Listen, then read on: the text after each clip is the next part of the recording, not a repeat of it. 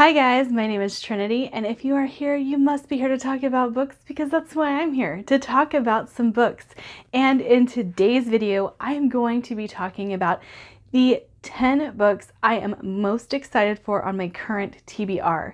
Now, this is excluding series that I'm reading and The Pariah by Anthony Ryan because I don't have it yet. These are the physical books on my TBR that I can't wait to get to, and I'm thoroughly pumped for.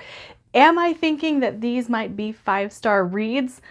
Possibly. I just know that I'm very, very excited to read these 10 books.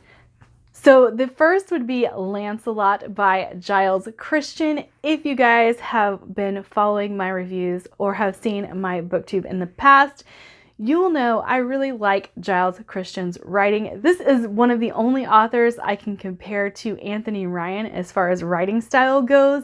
Him and Zach Argyle. They're all three great at combining character and plot. And this is a Camelot retelling, and I absolutely love Camelot retellings, so I am so excited to delve into this one. I don't know when I'm going to be able to put it on the TBR, but as you guys know, I have made some changes to my channel, so this could be coming up very soon, but I'm so pumped to get to this one. So pumped. Next would be The Gutter Prayer by Gareth Hanrahan. Now this is a dark urban fantasy and I want to read it so bad. So I know nothing about this book other than it's a dark urban fantasy and that it has been very well received by the blogging community. I'm dying to read this because dark urban fantasy, that's just, it sounds like it's going to be great. It's like right up my alley. And it's been a very, very long time since I read an urban fantasy by a male author. So I'm hoping that I like this. I really want to like it. So that's what the anticipation is for me here, is an urban fantasy written by a male author. But I'm super pumped for it. Now, this comes hot off of a recommendation from Elliot Brooks. The Ninth Reign by Jen Williams. Now, am I excited to read this because Elliot said it was great? Yeah, maybe a little bit. But the way she talks about it, we have witches, we have vampires, we have elves, we have all types of fantastical creatures coming together to stop the world from ending. And so I just, and that sounds so good to me. This I have actually had for quite some time, and I'm super pumped to read it. There have been read-alongs for this series, and I've missed out because I don't know why. But I am pumped for this one as well. Next we have Priest of Bones by Peter McLean. Now this is about an army priest who fights in this war, comes back home, and the things that he had established to help his people have been decimated. And he returns to people having no food, people just struggling to survive. And as he is trying to regrow this empire he had created before he left, he gets thrown into a cycle of political intrigue. And I am so excited. So there's my buzzword right there. Political intrigue. I always get really excited with political intrigue. From what I understand, this is also dark political intrigue. That says Trinity right there. But this is one that floats around my Twitter all the time. And I haven't got a chance to read it yet. It's actually fairly short, but I've heard that it's so good and that the plot moves. Hallelujah. So yeah, very excited to read this. Soul Keeper by David Dalglish. Now, the reason I'm excited for this is because Patrick likes it. That's not the only reason. I have purchased 3 series by David Dalglish just because I like the premise of the story. Never read them. I don't know why I do that. Why do I do that? But this is the 3rd series that I have purchased by him, and I feel like I'm gonna like all of them, and I hope I like all of them because I bought them. But this one, when Patrick was talking about it, I thought it sounded like it was like super up my alley, whereas the other 2 sounded up my alley. But this one feels like it's gonna hit the nail on the head, and again, we have dark. But I am thoroughly excited to finally pick up a David Dalglish novel, and this will be the first that I do, and then hopefully I'll move on to the other series that I have by him. All right, now if I could pick up any book that has been recommended to me the most, knowing my reading taste and the people that I follow on Twitter and the people who are always recommending books to me, this one has come up more times than any other book or series. And that would be The Emperor's Blades by Brian Staveley. This is the first book of the Unhewn Throne, and I think I'm gonna like this. From what everybody has told me, I really think I'm gonna like this. I know it's plot driven, I know it's epic fantasy, and so I'm very, very excited to start it. And it did not make it onto the series that I plan to start this year.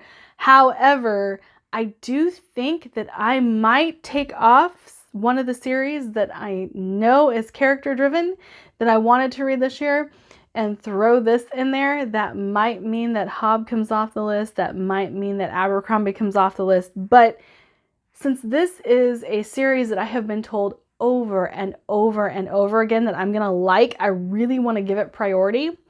And with the changes, like I've said before, that I have been making to the channel, I really think that this is a book that I should put my focus on. The Last Smile in Sunder City by Luke Arnold. Let's go back to some urban fantasy, guys. So I have to read you the back of this because it cracks me up. I'm Fetch Phillips, just like it says on the window. There are a few things you should know before you hire me. Sobriety costs extra. My services are confidential. I don't work for humans. It's nothing personal. I'm a human myself, but after what happened to the magic, it's not the humans who need my help. Yeah. I really want to read it. So the tagline says, "Welcome to Sunder City. The magic is gone, but the monsters remain." So I have a few of my friends, mostly on Discord, who read some of the same books that I do. And this has been recommended kind of as an across the board, you should read it. Not necessarily to me, but to everyone.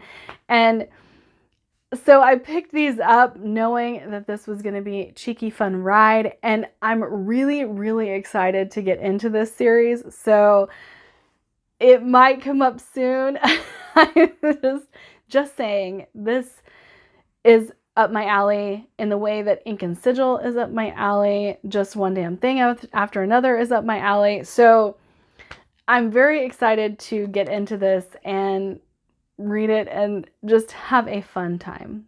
A fun time. The Bear and the Nightingale by Catherine Arden. While I am very, very excited to read this, I worry because I know it's slow paced. I know it's atmospheric. It's kind of short, so I don't think that the slow pace is going to hold me back from reading it, but I'm super, super excited to get into this and see if it's going to be a series that I like, because while I generally don't like slow-paced novels, I really like finding ones that I do like so that I can recommend them to you guys. Say, hey, I'm not a slow-paced reader, but guess what? This is slow-paced and it's good. Or I'm not a character-driven reader, but guess what? This is a character-driven book and it's good. So I really want to get into this and see if I like it for those reasons. But I also really think I'm going to like the folklore aspect of it, and I really think I'm gonna like the atmospheric writing. So it's not just that, but those are the things that I think I will like about it, and I'm pumped. I'm pumped to get into this series. Now we have another Patrick made me do it, because he did, and it was $1, and I bought it. The Dagger and the Coin, The Dragon's Path. Daniel Abraham is also the author of the Long Price Quartet. If you haven't checked out Alan's videos or Patrick's videos on The Dagger and the Coin, I trust Patrick. I really do. We have similar reading tastes, and I know he's gonna tell me if the book is character-driven or plot-driven. He's gonna tell me, and so I know whether or not to pick up a series. And so I'm super, super pumped for this one. I don't know much about it other than Daniel Abraham wrote it. And this is the second series of Daniel Abraham's that I own. Patrick always says that Daniel Abraham's writing is one of his favorite things, and I can appreciate a good writer. So that is the reason that I picked this up. And it was $1 to buy, sell, trade. But I think I'm gonna really, really like it. Okay, now this one is a little bit off the beaten path for me and for this channel, but The Other Side of the Sky by Amy Kaufman and Megan Spooner. So Amy Kaufman generally has a tendency to write with Jay Kristoff. I love Jay Kristoff. But Megan Spooner also wrote Hunted, and this is a case of, I bought this book because of the authors. This is young adult, but it's two authors that I'm very interested to see what they write together, because it seems like it's going to be something that either really works or really doesn't, but I want to know. I want to know if it works. So this says, a living goddess searches the skies, desperate for hope. A crown prince falls to earth looking for answers, both destined to save their worlds or destroy them completely. And then it's blurbed by Laini Taylor. So this is one of those books where I'm like, I need to know. I need to know. All right, that is it for this video. Like, subscribe, do all the fun things, and I will see you guys in my next video. Bye!